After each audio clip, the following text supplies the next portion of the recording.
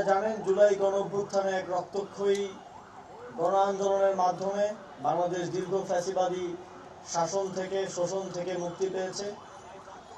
যেই তারুণ্যের নেতৃত্বে এই গণঅভ্যুত্থান, যেই তারুণ্যের আত্মত্যাগে এই মুক্তি, সেই তারুণ্যের শক্তিকে পুনরায় জাগ্রত করার জন্য, পুনরায় উত্থাপন করার জন্যই এই তারুণ্যের উৎসব 2025-এর আয়োজন। 1 ডিসেম্বর থেকে 19 জানুয়ারি পর্যন্ত প্রায় 1.5 মাসের অধিক সময় ধরে সারা দেশে আয়োজিত হচ্ছে তারুণ্যের উৎসব। দেশের প্রতিটি জেলা উপজেলা, অধিকাংশ শিক্ষা প্রতিষ্ঠান, বাংলাদেশের ক্রীড়া ফেডারেশনগুলো, ক্রীড়া সংস্থাগুলো বিভিন্ন আয়োজনের মধ্য দিয়ে তারুণ্যের উৎসব পালন করছে। তারই অংশ হিসেবে আজকের ঢাকা বিশ্ববিদ্যালয়ের তারুণ্যের উৎসবের প্রথম দিন। ঢাকা বিশ্ববিদ্যালয়ে তারুণ্যের উৎসব আয়োজনের জন্য 3 দিন ব্যাপী যে কর্মসূচি গ্রহণ করা হয়েছে, সেজন্য ঢাকা বিশ্ববিদ্যালয় প্রশাসনকে ধন্যবাদ এবং এই বর্ণাঢ্য আয়োজনে আপনাদের অংশগ্রহণ কামনা করছি। জুলাই গণঅভ্যুত্থানে এদেশের তরুণ সমাজ জাতিকে, দেশকে একটি নতুন স্বপ্ন দেখানোর যে প্রেক্ষাপট তৈরি করেছে, সেটি সফল করার ক্ষেত্রেও তরুণ সমাজের গুরুত্বপূর্ণ ভূমিকা রাখার সুযোগ আছে। আগামীর বাংলাদেশ বিনির্মাণে, যে স্বপ্নের বাংলাদেশ আমরা বিনির্মাণ করতে চাই, সেই পথে তরুণ সমাজের একটি বড় ভূমিকা রাখার সুযোগ রয়েছে।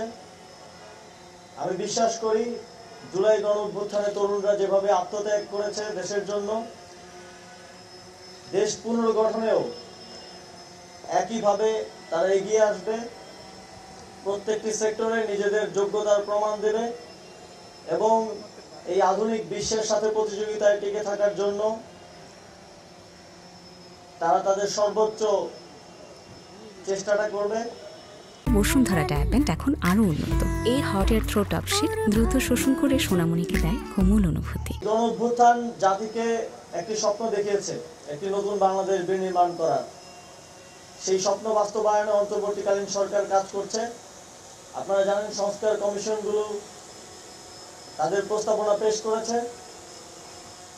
স্টেক হোল্ডার কনসালটেশনের মাধ্যমে সেই প্রস্তাবনাগুলো বাস্তবায়নের মাধ্যমে রাষ্ট্র কাঠামোর যেই অঙ্গগুলো বিগত ফ্যাসিবাদী সরকারের আমলে ধ্বংসপ্রাপ্ত হয়েছে, সেগুলোকে পুনর্গঠন করা হবে এবং এর মাধ্যমে আমরা বিশ্বাস করি বাংলাদেশ এই ফ্যাসিবাদী ব্যবস্থার থেকে মুক্তি পাওয়ার পথে অগ্রসর হবে। অন্তর্বর্তীকালীন সরকার সংস্কার এবং বিচারের এই এজেন্ডা বাস্তবায়নে এবং একটি সুষ্ঠু ডেমোক্রেটিক ট্রানজিশন ঘটানোর যেই দায়িত্ব নিয়েছে, সেই দায়িত্বে দেশবাসীর সকলের থেকে আমরা সহযোগিতা প্রত্যাশা করি এবং বাংলাদেশের জনগণ একটি রক্তক্ষয়ী গণঅভ্যুত্থানের পরেও ধৈর্য সহকারে যেই প্রজ্ঞার পরিচয় দিয়েছে, কোনো প্রকার বড় ধরনের রক্তপাত হয়নি। দেশের জনগণের ল অ্যান্ড জাস্টিসের প্রতি যেই শ্রদ্ধা